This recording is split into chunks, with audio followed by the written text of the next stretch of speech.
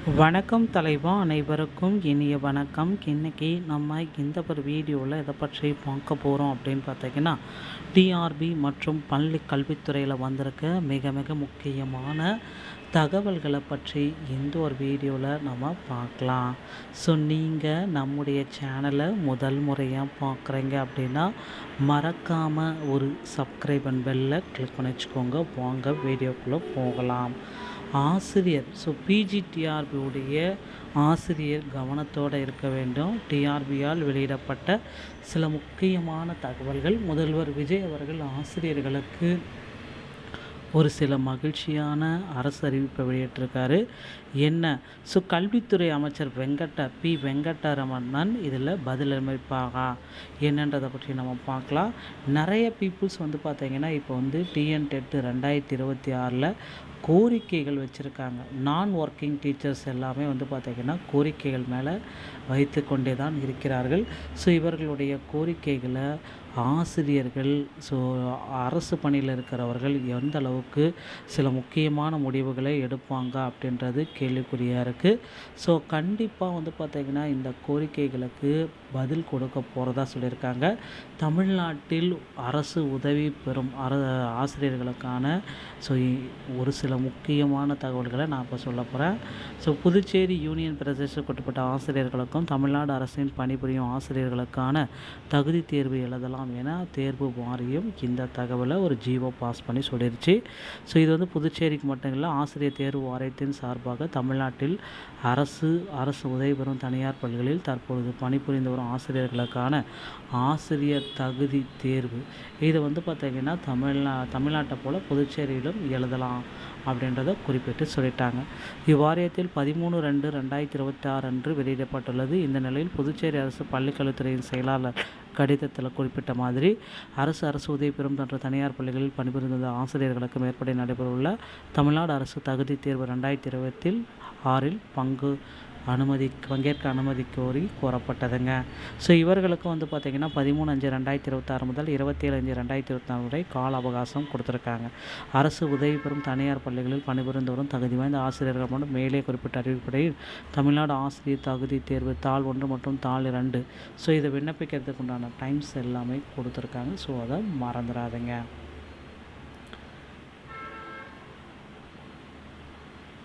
அடுத்து பார்த்திங்கன்னா டெட் சீராய்வு மனுவை விசாரணைக்கு கொண்டு வராங்க. கண்டிப்பாக பார்த்திங்கன்னா ஆல்ரெடி நேற்றே அது விசாரணைக்கு வந்தாச்சு. இதில் சுமூகமான முடிவுகள் எட்டப்படாதனால இன்றும் பார்த்திங்கன்னா விசாரணைக்கு வர இருக்குது. ஆசிரியர் தகுதி தேர்வு உச்சநீதிமன்றம் ஸ்பெஷல் பெஞ்சு சீராய்வு மனுக்கள் 13/5/2026 பிற்பகல் 2 மணிக்கு விசாரிக்கப்பட இருக்குது. ஆல்ரெடி பார்த்திங்கன்னா இது இந்த it will be appreciate learned the advocate record the not sick judgment matters listed before the court இல்லை கேஸ் லிஸ்ட் அப்படின்றது அவங்க மிஸ்சலேனியஸ் ஹியரிங் கொடுத்துருக்காங்க. இது மீண்டும் பார்த்திங்கன்னா நாளைக்கும் விசாரணை, அதாவது இன்றும் விசாரணைக்கு வர இருக்குது. பொறுத்து நம்ம பார்க்கலாங்க. அடுத்து விரைவில் ஆசிரியர்களுடைய இடம் மாறுதலுக்கு உண்டான கவுன்சிலிங் அனைத்துமே நடத்த ஏற்பாடுகளை திட்டமிட்டிருக்காங்க.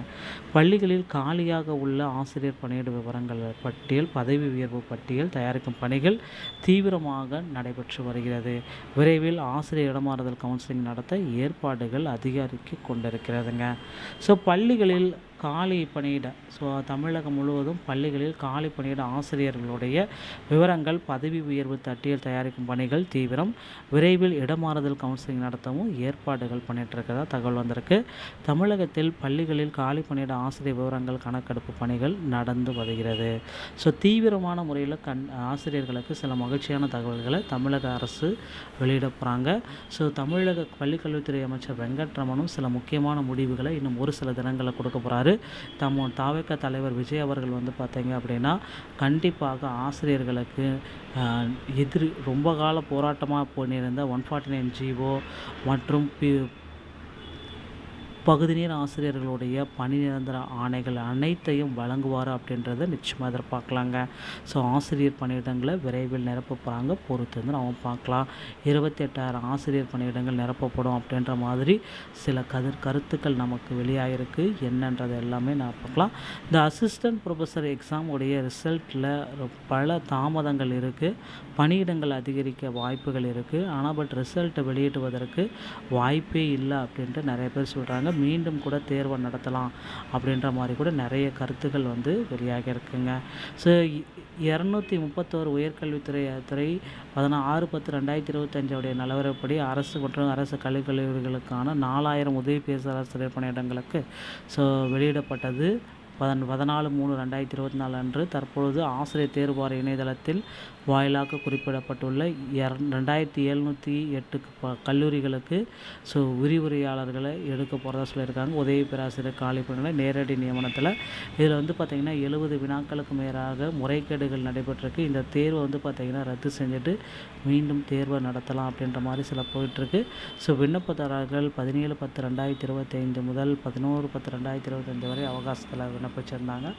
அவங்களுக்கு எல்லாத்துக்குமே வந்து பார்த்திங்கன்னா சில டிக்ளரேஷன் எல்லாமே கொடுத்துருக்காங்க, பொறுத்து வந்து நம்ம பார்க்கலாம். இந்த மாதிரி தகவல்களை நீங்கள் உடனுக்குடன் பெற நீங்கள் நம்முடைய சேனலோட இணைந்திருங்கள். மேலும் ஒரு நல்ல தகவலோட நான் உங்களை சந்திக்கிறேன். நன்றி, வணக்கம், தேங்க்யூ.